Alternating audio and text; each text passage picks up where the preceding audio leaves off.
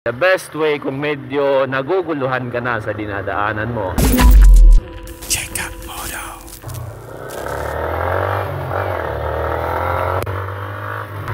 Hello everyone, this is your boy J-Cat Moto, coming at you somewhere in Bye-Bye City, Bye-Bye Leyte, Philippines.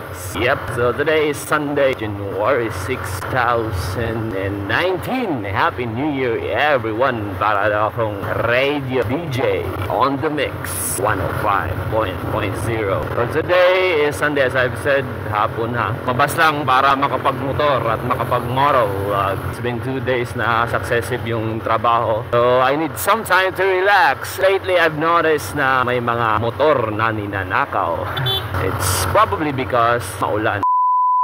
Bago pala ang lahat. Kumusta kayong lahat dyan? Sa mga nagra-ride, ingat kayo palagi. Sa mga nanonood from outside the Philippines, hello. Sa mga nagpapa-shoutout, maybe next time na lang, okay? Bultuhan na lang, as I've said before. So today, as I've said, may mga nagpo-post or nakikita akong post na ninanakaw yung mga motor. Well, it's probably because maulan ngayon. Anong relate ng maulan? Gago! Well, maulan. Most of the time, kung nagnanakaw ng motor kung gabi. Kung maulan yung gabi, malamig ang panahon, masarap matulog. Yun.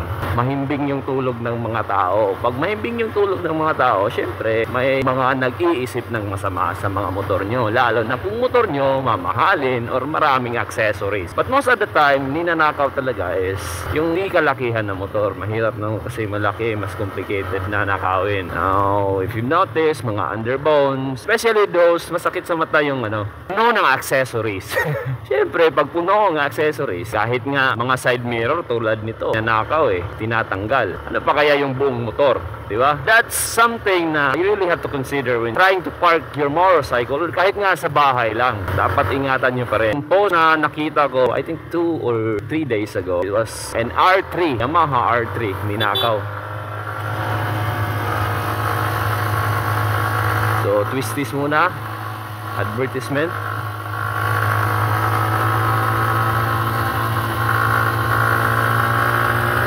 So, R3 yung ninakaw. Nilooban yung tindahan. I think may cash pa nga. Pero natangay yung motor, ay may alam yung magnanakaw kung saan nakalagay yung susi ng motor. So, that's unfortunate for the owner of the motorcycle kasi mamahalin yung R3. Kahit nga di mamahalin, mahirap pa rin kasi sana yung pinag-uusapan doon. Anyway, one of the cheapest way, kahit walang gastos talaga, to really secure your place. And of course, if you're parking outside your place, you really have to put your motorcycle yung may ilaw. Or kung wala mang ilaw, yung mga lugar na medyo alam mong secure. Kahit nga mga subdivision na may mga guard, meron pa rin nagnanakaw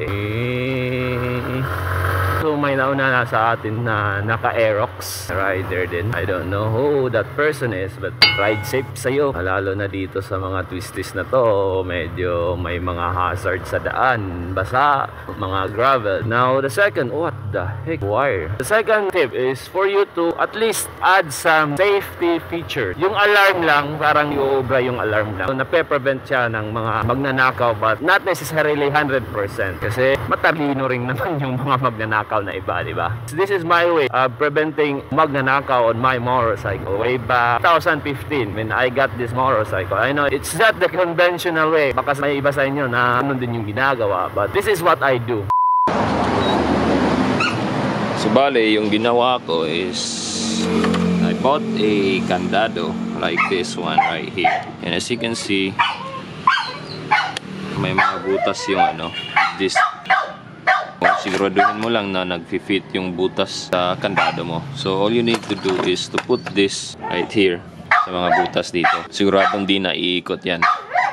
Siyempre, iikot yung gulong mo kasi nakalagay doon yung lock. Unfortunately, one disadvantage of that thing is that if you forget, nakalimutan mo na may nakalagay ka pala na lock sa disc mo, baka mapaandar mo at saka masira yung disc brake mo. That is one disadvantage of that way of preventing magnanakaw from taking your motorcycle. Another way is, siyempre, iba naman yung mga kable talaga. Yung may password, parang nilalagay din yun sa bike Pero heavy duty. Huwag yung madaling maputol. Kasi may mga magnanakaw magnanakaw namang nagdadala ng pamutol doon. So at least kung heavy duty, it would take them some time to cut that cable off. At least mape-prevent pa rin. Pero not really 100% kasi kung may dala namang sasakyan yung magnanakaw, ikakarga lang yung motor mo. Kaya nang nangyari ng isang member na Bob 150 before, kinarga sa van yung motor niya. Still, matalino pa rin yung magnanakaw. But at least, there are those ways to prevent those magnanakaw from taking your motorcycle. Not really 100%, but you know, there are more advanced ways. Ina-advertise minsan yung pinupost na nilalagyan ng GPS yung motor mo. Tapos, na-activate yung motor mo via text na lang. Pwedeng i-off, i-on yung motor mo via text. Tapos, yung GPS na pinpoint, may app siya or may application siya via your cellphone na nalalaman mo kung saan yung motor mo. Well, for me, it's more of a counter na lang sa magnanakaw. Kasi pwede mong ma-pinpoint kung saan yung lokasyon ng motor mo after nakawin. Or kung napansin mo na ninakaw na yung motor mo, you can stop the engine while you're away. Kahit malayo ka, isang text lang. But I don't know if it's really that effective kung malayo na yung motor. But if you're watching this video and you have a personal experience regarding such technology, you can comment it below and then can help a lot para ma-enlighten din kami. Diba?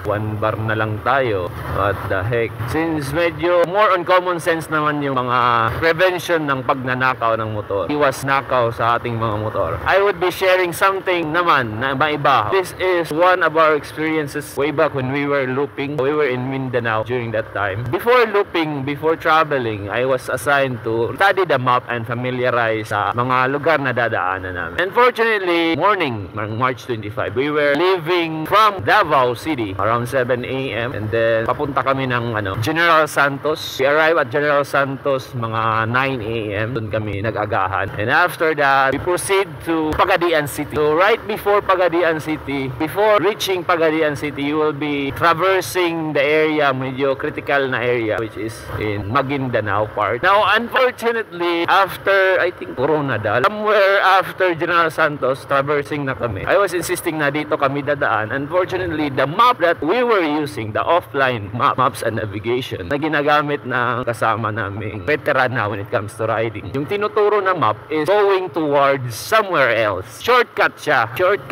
but then something happened. Sinunod namin yung mapa. Pagkasunod namin ng mapa, I was a little bit skeptical kasi during that time, going to Maguindanao siya. And as I've noticed, yung lugar, highway siya, malaki yung daan, may mga pintura sa gitna, may mga signage. But one thing that really stands out is that kami lang yung kasalukuyang dumadaan doon, and it was around 10-11 a.m. So it's supposed to be na maraming dadaan kasi naman ganun kaaga, di naman din gabi. And another thing that I've noticed is that walang maintenance yung daan. Pag sinabing walang maintenance, yung mga damo halos pumapagitna na sa daan, sa lane mo, sa isang lane. I was a little bit skeptical, but then since yung kasama namin medyo confident naman sa pagkasunod niya ng mapa, yun, sumunod kami. Maybe around 30 minutes gone by after we diverted the direction. Off-road na yung dinadaanan namin. Wala na ang semento, tapos may tulay, putol yung tulay. During that time, I was a bit nervous na. Medyo kinabahan ako doon. Tapos nagtinginan na kami ng isang kasama ko. In that putol na tulay, may mga taong nag-aantay. Yun pala, means of living nila. Pinagkakitaan nila yung mga taong dumadaan doon. Lalo na yung mga nakamotor na gustong tumawid. Pinagpapabayad nila ng between 50 to 100 pesos yung rider na isasakay yung motor nila sa bangka nila. But yung gap naman ng lugar, not necessarily malayo. Parang ganito lang. Maybe 30 meters lang from point A to point B. So, yun lang yung gap ng may tubig. At saka hanggang tuhod lang. So, ang nangyari, nagbayad kami. So, right after tumawid kami sa lugar, nagtanong ako sa